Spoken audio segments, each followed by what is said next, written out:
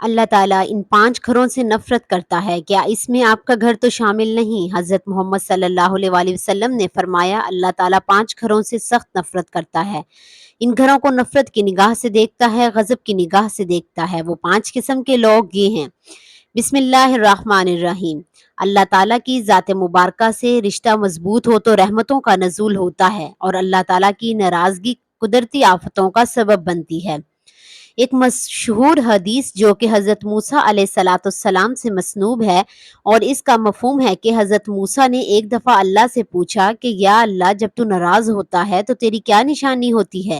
تو اللہ تعالیٰ نے جواب دیا، دیکھنا، جب بارشیں بے وقت ہوں، حکومت بے وقوف کے پاس ہو اور پیسہ بخیلوں کے پاس ہو، تو جان لینا کہ میں ناراض ہوں۔ پھر موسیٰ نے پوچھا کہ جب اللہ تو راضی ہوتا ہے تو اس کی کیا نشانی ہے؟ اللہ تعالیٰ نے فرمایا، موسیٰ، جب بارشیں وقت پر ہوں، حکومت نیک اور سمجھدار لوگوں کے ہاتھ میں ہو اور پیسہ سخیوں سخاوت کرنے والوں کے ہاتھ میں ہو، تو سمجھ لینا میں راضی ہوں۔ اس کے علاوہ اللہ تعالیٰ نے ہماری رہنمائی کے لیے قرآن میں پہلے آنے والی قوموں کے قصے بیان کیے ہیں تاکہ ان قصوں سے ہم سبق سیکھیں۔ حضرت شعیب علیہ السلام کی قوم کا ذکر جو کہ قرآن کی سورہ یوسف آیت نمبر 85 اور 86 میں کچھ یوں بیان ہوا۔ ترجمہ: اے میری قوم کے لوگ، ناپ تول پورا کیا کرو اور لوگوں کو ان کی چیزیں گھٹا کر نہ دیا کرو، اور زمین میں فسادات مت پھیلاتے پھرو۔ اور آخرکار جب اللہ کا حکم آن پہنچا تو ہم نے شعیب علیہ السلام کو ان کے ساتھ جو ایمان لائے تھے ان کو اپنی خاص رحمت سے بچا لیا، اور جن لوگوں نے ظلم کیا تھا انہیں ایک چنگاڑے نے آن پکڑا اور وہ اپنے گھروں میں اس طرح اوندھے منہ گر رہ گئے۔ اور اس طرح قوم حضرت لوط علیہ السلام کا ذکر ہے کہ جو کہ طوالت اللہ تعالیٰ 3 گھروں سے سخت نفرت کرتا ہے۔ حضرت سیدنا علی رضی اللہ تعالیٰ عنہ نے فرمایا، اللہ تعالیٰ ان گھروں سے نفرت کرتا ہے، غضب کی نگاہ سے دیکھتا ہے۔ پوچھا گیا، اے علی، وہ بدبخت گھر کون سے ہیں جن کو اللہ تعالیٰ نفرت کی نگاہ سے دیکھتا ہے؟ حضرت علی رضی اللہ تعالیٰ عنہ نے فرمایا، پہلا گھر وہ جس گھر میں بیٹی کی آنکھوں سے آنسو نکلتے ہیں، جس گھر میں بیٹی جیسی رحمت خدا کی رحمت کی قدر نہ کی جاتی ہو، اس گھر کو، اس گھر میں رہنے والوں کو اللہ تعالیٰ غضب کی نگاہ سے دیکھتا ہے۔ اللہ کے بندو، بیٹی کا دل کبھی نہ توڑنا۔ جب بیٹی روتی ہے تو بیٹی کے آنسوؤں کے بدلے اللہ پاک گھر سے رحمت اٹھا لیتا ہے۔ گھر میں رحمت برکت ہمیشہ کے لیے ختم ہو جاتی ہے۔ جب بیٹی شادی کر کے باپ کے گھر سے رخصت ہوتی ہے تو وہ جاتے جاتے 3 چیزیں بھی لے جاتی ہے۔ ایک، باپ کے گھر کی رونق بھی ساتھ لے جاتی ہے۔ دوسرا، باپ کے سامنے کیے ناز اور نخرے بھی ساتھ لے جاتی ہے۔ تیسرا، باپ کی نوکری، باپ کی غلامی بھی ساتھ لے جاتی ہے۔ کسی نے کہا تھا، بیٹی تو بوجھ ہوتی ہے، شکر ہے خدا نے مجھے بیٹی عطا نہیں کی۔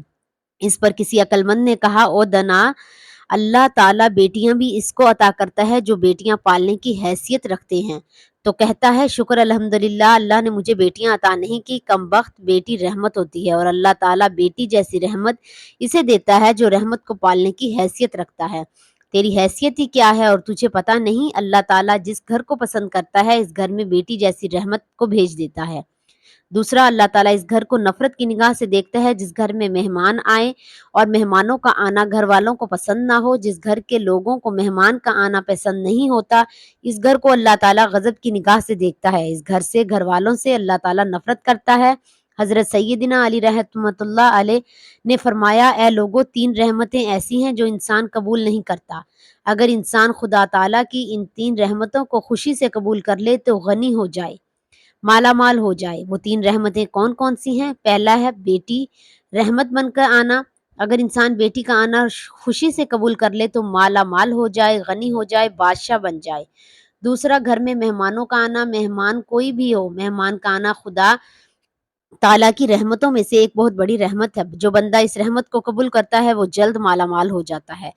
تیسرا، بیماری کا آنا۔ بیماری بھی جب انسان کے اندر آتی ہے تو گناہ جھڑتے ہیں، یہ بھی اللہ تعالیٰ کی رحمتوں میں سے ایک رحمت ہے۔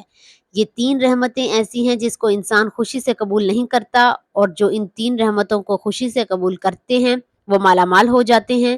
حضرت سیدنا ابراہیم علیہ السلام کی عادت مبارکہ تھی، آپ صلی اللہ علیہ وآلہ آپ علیہ السلام کے گھر جب مہمان نہ آتا تو آپ علیہ السلام کھانا نہیں کھاتے تھے۔ ایک دن مہمان نہ آیا، آپ علیہ السلام نے کھانا نہیں کھایا، دوسرے دن بھی نہ آیا، تیسرے دن بھی نہ آئے۔ حضرت سیدنا ابراہیم علیہ السلام 3 دن بھوکے رہے۔ 3 دن مہمان نہ آیا، آپ علیہ السلام نے کھانے کو ہاتھ نہیں لگایا۔ گھر سے باہر نکلنے کا سوچا، جاؤں مہمانوں کو ڈھونڈوں، مہمان نہیں آیا، بھوک تڑپ پا رہی ہے۔ گھر سے باہر نکلا، پوچھا گیا کہاں جا رہے ہو؟ بولے مہمان کو تلاش کرنے جا رہا ہوں۔ رستے میں جاتے جاتے ایک شخص ملا، آپ علیہ السلام نے اس سے پوچھا تم نے کھانا کھایا ہے؟ اس نے کہا جی کھانا کھایا ہے، مجھے بھوک لگی ہے۔ آپ علیہ السلام نے کہا آؤ پھر جلدی میرے ساتھ۔ دسترخوان بچھایا، دسترخوان پر اس کو بٹھایا، خود بسم اللہ پڑھ کر کھانا کھانے لگے۔ اس مہمان نے بغیر بسم اللہ کے کھانا کھانا شروع کر دیا۔ آپ علیہ السلام نے فرمایا تم نے بسم اللہ کیوں نہیں پڑھی؟ اس نے کہا جی میں تو آتش پرست ہوں، میں مسلمان تھوڑی ہوں، میرا بسم اللہ کے ساتھ کیا لینا دینا، بسم اللہ کے ساتھ کیا تعلق میرا؟ آپ علیہ السلام نے فرمایا اگر تو آتش پرست ہے تو پھر اٹھ کے چلا جا، میں تجھے کھانا نہیں کھلا سکتا۔ وہ آتش پرست وہاں سے اٹھ کر چلا گیا۔ تھوڑی دیر کے بعد اللہ کے نبی حضرت ابراہیم علیہ السلام نے دونوں ہاتھ اٹھائے، عرض کی اے کل کائنات کے مالک، کوئی مہمان بھیج دے، 3 دن کا بھوکا ہوں۔ اللہ تعالیٰ نے فرمایا میرے ابراہیم، میں نے تو مہمان تو بھیجا تھا، تو نے میرے مہمان کی قدر ہی نہیں کی۔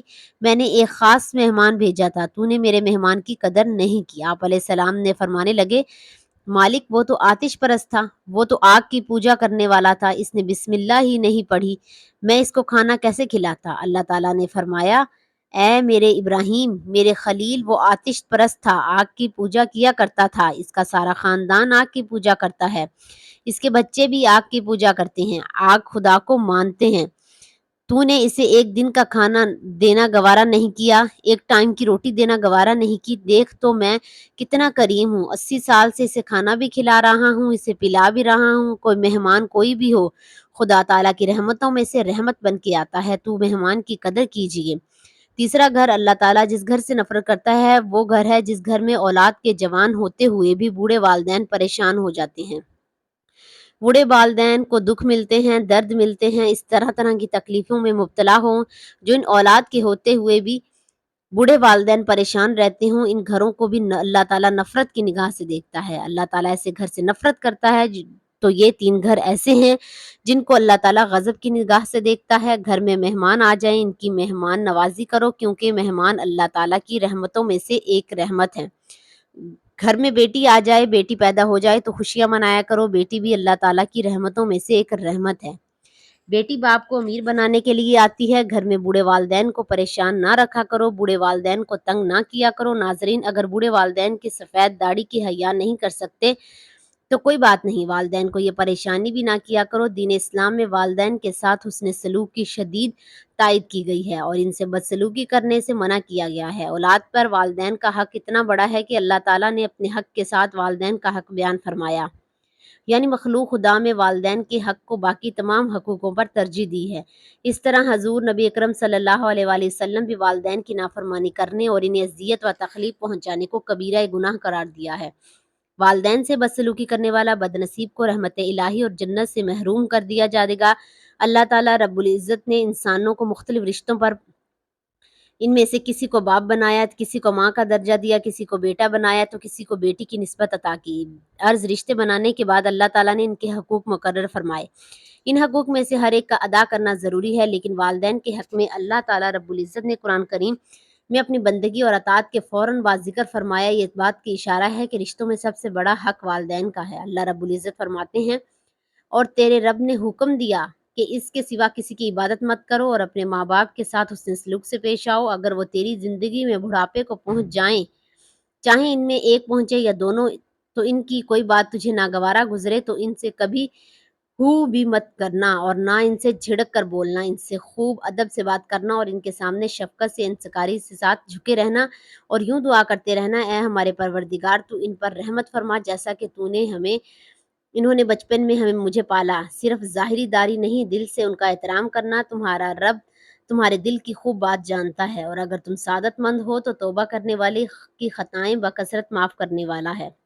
اللہ پاک سے دعا ہے کہ اللہ تعالیٰ ہمیں بیٹیوں کی قدر کرنے کی توفیق عطا فرمائے، بوڑھے والدین کی خدمت کرنے کی توفیق عطا فرمائے اور مہمانوں کی مہمان نوازی کرنے کی توفیق عطا فرمائے، آمین ثم آمین۔ ناظرین، کمنٹ باکس میں اللہ تعالیٰ کے 99 ناموں میں سے کوئی ایک نام ضرور ٹائپ کر دیں۔